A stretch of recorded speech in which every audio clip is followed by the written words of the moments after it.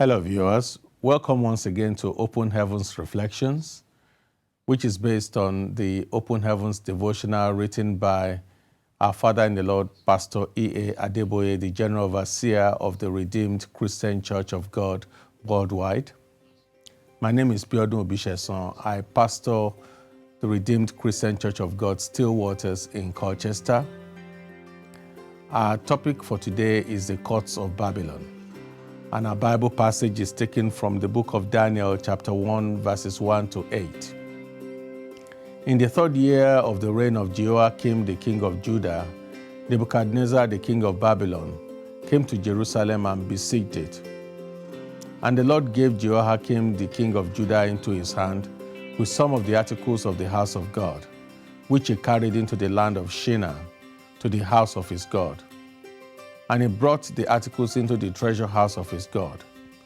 Then the king instructed Ashpenaz, the master of his eunuchs, to bring some of the children of Israel, and some of the king's descendants, and some of the nobles, young men in whom there was no blemish, but good-looking, gifted in all wisdom, possessing knowledge and quick to understand, who had ability to serve in the king's palace, and whom they might teach the language and the literature of the Chaldeans.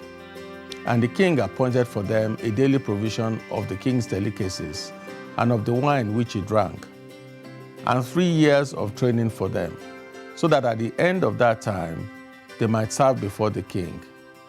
Now from amongst those of the sons of Judah were Daniel, Ananiah, Mishael, and Azariah. To them the chief of the eunuchs gave names. He gave Daniel the name Belteshazzar, to Hananiah Shadrach, to Mishael Meshach, and to Azariah Abednego. But Daniel purposed in his heart that he would not defile himself with a portion of the king's delicacies, nor with the wine which he drank. Therefore he requested of the chief of the eunuchs that he might not defile himself.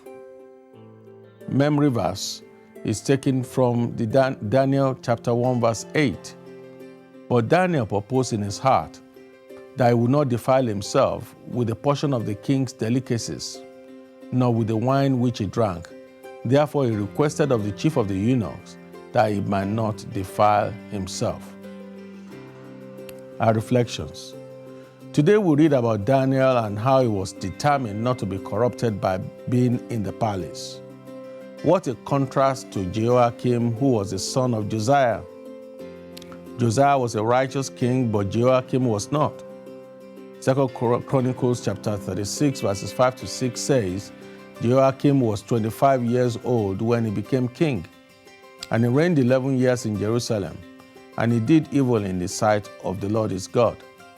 Nebuchadnezzar, the king of Babylon, came up against him and bound him in bronze fetters to carry him off to Babylon. It was at this time that Daniel also and his 3 companions were taken captive to Babylon. Nebuchadnezzar reinstated Jehoiakim on his throne, but treated him as a vassal king. In the year after this, Jeremiah caused his prophecies to be read by Baruch in the courts of the temple. Jehoiakim, hearing of this, had them also read in the royal palace before himself. The words displeased him, and taking the roll from the hand of Baruch, he cut it in pieces and threw it into the fire. During his disastrous reign, there was a return to the old idolatry and the corruption of the days of Manasseh. After 3 years of subjection to Babylon, Jehoiakim withheld his tribute and threw off the yoke, hoping to make himself independent. Nebuchadnezzar sent bands of Chaldeans, Syrians, and Ammonites to chastise his rebellious vassal. They cruelly harassed the whole country, and you can read this in Jeremiah chapter 49, verses 1 to 6. The king came to a violent death, and his body having been thrown over the wall of Jerusalem, to convince the besieging army that he was dead. What a stark contrast to the life of Daniel, who was also carried as a captive to Babylon at the same time. Daniel's determination to remain loyal to God saw him favored above his colleagues. Remain faithful to God, and he will lift you up. I wonder how Josiah would have felt about his son, how his son ended. You must teach your children in the things of God well, so that when they are older, they will not depart from it.